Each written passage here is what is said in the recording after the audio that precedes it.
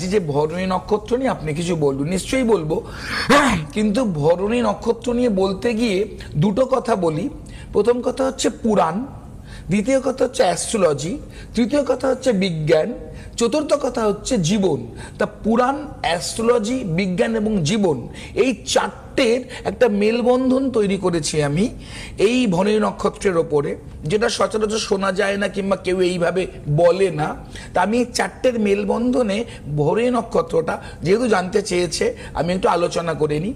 প্রথম কথা বলি যে এই বছর ভরণী নক্ষত্র কেমন যাবে। তো এবছর ভরণী নক্ষত্রের যা ক্ষেত্র রয়েছে তাতে কিন্তু মে জুন মাসে আশাপ্রদ কিছু ব্যাপার দেখা যাচ্ছে না ভরণী নক্ষত্রের।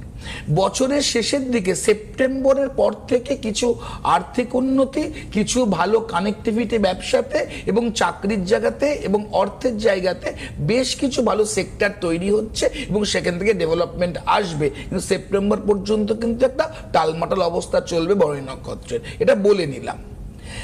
এবার আসি ভরণী নক্ষত্রর সৃষ্টির কিছু ব্যাপারে, কিছু পুরাণ তত্ত্ব নিয়ে একটু কিছু কথা বলি। ভরণী নক্ষত্র হচ্ছে যার দেবতা, অধিদেবতা হচ্ছে যম কিংবা ধর্মরাজ। এই যে অধিদেবতা যম কিংবা ধর্মরাজ, এই যম কে? যম হচ্ছে সূর্যপুত্র, সূর্যের ছেলে, এবং সূর্যের যে স্ত্রী ছিলেন সঙ্গী কিংবা সঞ্জনা, যাকে আমরা বলি সঞ্জনা। তো সঙ্গী সূর্যের তাপ সহ্য করতে না পেরে সঙ্গী সে বাপের বাড়ি চলে গেল। এবার সঙ্গীর বাবা কি? সঙ্গীর বাবা হচ্ছে বিশ্বকর্মা, ঠিক আছে। এবার সঙ্গী বাপের বাড়ি চলে গেল, সেখানে আরেকটা ওয়ে হয়ে গেল। কিন্তু আমি এদিকের ঘটনায় আসি, যে সঙ্গী যখন চলে গেল, যাওয়ার আগে সে তার নিজের জেরক্স কপি হিসাবে ছায়া বলে আর একটা মেয়েকে তৈরি করে সে চলে যায়, যাতে সূর্য বুঝতে না পারে। তো এখন আমরা ক্লোন নিয়ে আলোচনা করি। সেই সময়কার কনসেপ্ট, পুরাণের কনসেপ্ট, যে সঙ্গীতার হুবহু একই রকম দেখতে একজনকে নিয়ে এসেছিল, যাকে ছায়া বলছি, একই রকম দেখতে। তা ক্লোনের কনসেপ্ট তখন থেকে এখানে বিজ্ঞান পুরাণে মিলেছে। এক্ষুনি বলছিলাম যে মেলবন্ধন আছে একটা।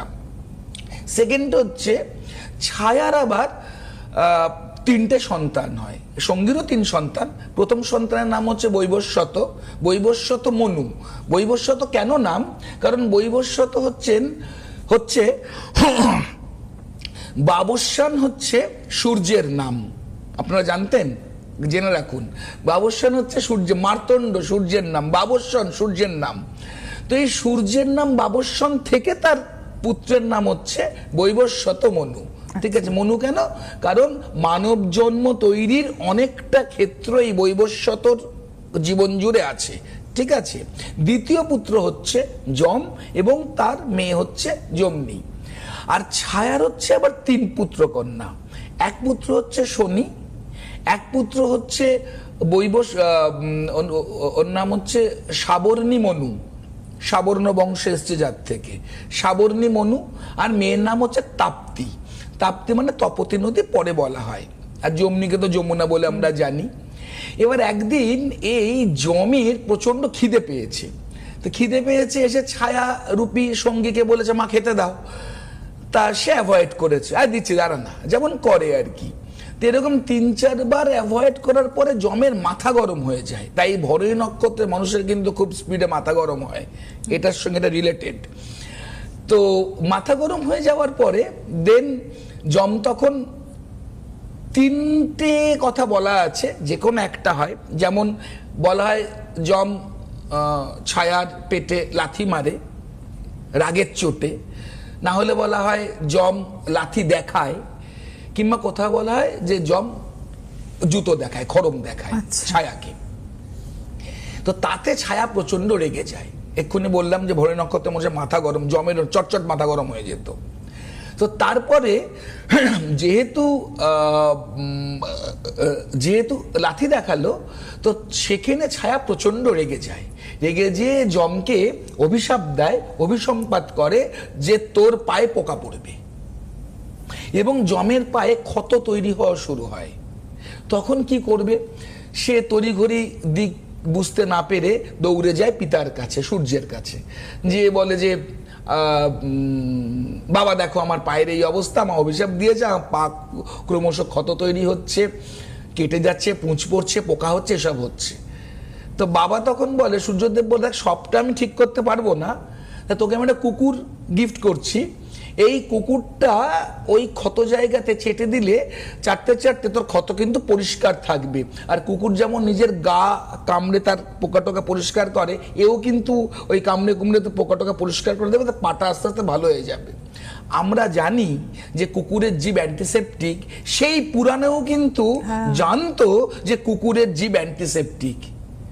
তো বিজ্ঞান তো আজকে এসছে, পুরাণের মানুষ কি করে জানলো যে, মানে পুরাণে লেখা আছে যে কুকুর দান করা হয় তাকে, এবং সে যাতে চেটে তার ঘাটা পরিষ্কার করে দেয়। এবং এই করতে করতে যমের ঘা কিন্তু মোটামুটি ঠিক হলো। এর সঙ্গে ভরণী নক্ষত্রের যোগ করতে হয়। ভরণী নক্ষত্রের মানুষের কিন্তু ম্যাক্সিমাম জায়গায় দেখা যায় তাদেরও কিন্তু পায়ের সমস্যা প্রচন্ড হয়। তাদের পা কাটা হবে, তাদের পায়ে অ্যাঙ্কেলে আঘাত থাকবে, না হলে সেখানে সেলাই পড়বে, না হলে ভাঙবে, না হলে পায়ে ব্যথা হবে, পা চিবোবে, হাঁটুর সমস্যা হবে। এছাড়াও নার্ভের সমস্যায় ভরণী নক্ষত্রের মানুষরা কিন্তু ভীষণ ভোগে। এবং যম যেহেতু পরবর্তীকালে যমরাজ হয়, তো সেখানে যমের অনেস্টিও একটা বিশাল ব্যাপার। যম খুব আইন মাফিক এবং খুব সৎ। তার কারণ যমনি মানে তার বোন যমের প্রতি আকৃষ্ট হয়, এবং প্রথম থেকেই ভালো লাগতো। একটা সময় একটা ফাঁকা জায়গায় যে সে যমকে প্রেম নিবেদন করে তার বোন। যম কিন্তু সেই ডাকে সাড়া দেয়নি। যম সেখানে বলে তুমি আমার বোন। তো এটা একটা অন্য ক্ষেত্র। সব ভালোবাসার এক রূপ নয়, এক একটা ভালোবাসার এক একটা রূপ। বোনের ভালোবাসার যে রূপ, তার সঙ্গে স্ত্রীর ভালোবাসার যে রূপ, মা বাবার সঙ্গে ভালোবাসার যে রূপ, প্রত্যেকটা রূপের কিন্তু পার্থক্য আছে। তো এই যে আইন মাফিক বোনকে বুঝিয়ে তাকে যে সেই জায়গা থেকে নিরস্ত করা, এই জন্য ভরণী নক্ষত্রের মানুষরা কিন্তু ভীষণ বেশি, এরা কিন্তু খুব আইনানুগ এবং আইন মেনে চলে এবং আইন নিয়ে চলে। কিন্তু যদি আকাশের দিকে তাকাই, তাহলে আকাশের দিকে ভরণী নক্ষত্রের রূপ কিরকম? আকাশেতে, এবার বিজ্ঞানে আসি, যে আকাশেতে ভরণী নক্ষত্রের রূপ হচ্ছে তিনটে তারা। এখানে নিশ্চয়ই দেখতে পাচ্ছে দর্শক বন্ধু যে তিনটে, এটা কিন্তু আমি এঁকেছি, আমি খুব ভালো আঁকতে পারি না, মানে যতটা পেরেছি, মানে হ্যাঁ মানে তারাকে তারার মতো চেষ্টা করেছি আঁকতে আর কি। ঠিক আছে, তো দেখুন ভালো করে, যেখানে তিনটে তারা দিয়ে তিনটে আবেগের কথা বলা হয়েছে। এবং এই যে তিনটে তারা, এটা কিন্তু সমবাহু, এটাও কিন্তু সমবাহু ত্রিভুজ। মানে প্রথমটার থেকে দ্বিতীয়টার দূরত্ব, দ্বিতীয়টার থেকে তৃতীয় দূরত্ব কিন্তু এক। এই তিনটে নক্ষত্র, অনেকে বলে এটাকে দেখতে ভ্যাজাইনার মতো, আমি তা বিশ্বাস করি না। আমার বক্তব্য ত্রিভুজই। এই ত্রিভুজ যে নক্ষত্র তিনটের যে দেখছেন, এটাই কিন্তু ভরণী নক্ষত্রের রূপ। এই তিনটে নক্ষত্র নিয়ে কিন্তু ভরণী নক্ষত্র তৈরি। এবং এই তিন নক্ষত্র আকাশে যে মেষ রাশিতে যে স্থানে এরা বসবাস করে, যেখানে এরা থাকে একদম মেষ রাশির উত্তর পূর্ব দিকে যেখানে এরা থাকে, সেখানে কিন্তু এই তিন নক্ষত্র মিলে মানুষের সঙ্গে ম্যাচেবল ক্যারেক্টার, এদের ক্যারেক্টার সঙ্গে ম্যাচিং রয়েছে। এটা নক্ষত্র বিজ্ঞান পড়লে কিন্তু আপনারা সেই মানসিকতার সঙ্গে, ক্যারেক্টারের সঙ্গে মানুষের ক্যারেক্টারের একটা মেলবন্ধন পাবেন। এটা গেল বিজ্ঞানের কথা। এবার আসি বর্তমানে ভরণী নক্ষত্রর ক্ষেত্র এবং তার মানসিকতা। প্রথম কথা হচ্ছে এরা অনেস্ট, আগেই বলেছি। দ্বিতীয় কথা হচ্ছে এদের রোগ ভোগ নিয়ে খুব ভুগতে থাকে, মাথার যন্ত্রণা থেকে, গায়ের ব্যথা থেকে, পায়ের ব্যথা থেকে, স্পন্ডেলাইটিস থেকে খুব ভুগতে থাকে। তৃতীয় কথা, যম যেহেতু ছোটবেলায় ফ্যামিলির মধ্যে সেরকমভাবে সেই আকর্ষণটা পায়নি, একটু নেগলেক্টেড। ভরণী নক্ষত্রের মানুষ কিন্তু সংসারে প্রচুর কাজ করে, সংসারে সকলের জন্য অনেক ভাবনা চিন্তা করে, তাদের সাপোর্টে দাঁড়ায়, তাদের জন্য বাইরের লোকের সঙ্গে লড়াই করে, সংসারে কি করে আয় পয় উন্নতি বাড়বে তার চেষ্টা করে। তারপরেও কিন্তু ভরণী নক্ষত্রের মানুষরা সংসারে নেগলেক্টেড থাকে। যতটা তাদের সংসারে প্রাপ্য কিংবা প্রাপ্তি থাকে সেটা কিন্তু তারা পায় না। তাদের কাছ থেকে মানুষ সাহায্যটা নেয়, নিয়ে আচ্ছা ঠিক আছে, ওকে, হ্যাঁ থ্যাংক ইউ, ঠিক আছে, মানে ব্যাপারটা এইরকম। এতে তাদের একটা মানসিক ফ্রাস্ট্রেশন তৈরি হয়, একটা হতাশা তৈরি হয় যে এত কিছু করলাম তারপরেও তারা কিন্তু ভীষণ ইমোশনাল বলে আবেগের বশে তারা কিন্তু আবার তারা কাজে লিপ্ত হয়। এবং এরা যেহেতু সত্যি কথা মুখের উপরে মানুষকে বলে, স্পষ্ট কথা বলে, তাই এদের প্রথম দিকে বন্ধু তৈরি হলেও পরের দিকে বন্ধুত্ব জায়গাটা অনেকটাই নষ্ট হয়ে যায় এবং এরা সেই জায়গাটা মেনটেন করতে পারে না। তো ভরণী নক্ষত্রের এই সততা, এর জন্য কিন্তু এদের শত্রুভাব অনেক বেশি তৈরি হয়ে যায়। তো এটা গেল ভরণী নক্ষত্রের ব্যাপার। যদি আপনাদের যাদের ভরণী নক্ষত্র আছে কমেন্টে যদি আপনারা লেখেন। আপনার অনুষ্ঠানটা এত সুন্দর হচ্ছে, মানে এত সুন্দর করে আপনি পুরাণের সঙ্গে জ্যোতিষের সঙ্গে বিজ্ঞানকে মেলালেন।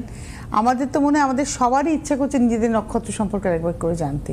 মানে আপনারা কমেন্টস করবেন এবং ইউটিউবে তো আপনারা জানেন ইউটিউবটাকে সাবস্ক্রাইব করে রাখলে আপনাদের কাছে এপিসোডটা থেকেও যাবে এবং অবশ্যই আপনারা সেখানে কমেন্ট করে দেবেন, কমেন্টস করে দিয়ে জানতে চাইবেন আপনাদের নক্ষত্র সম্পর্কে। এবং আমি যেটা বললাম তার সাথে মিললো কতটা, আমার নক্ষত্র মিলে যেতে পারে, কতটা মিললো সেটাও বুঝতে পারবে। আচ্ছা, একটা টেলিফোন ফোন এসছে, আচ্ছা ফোন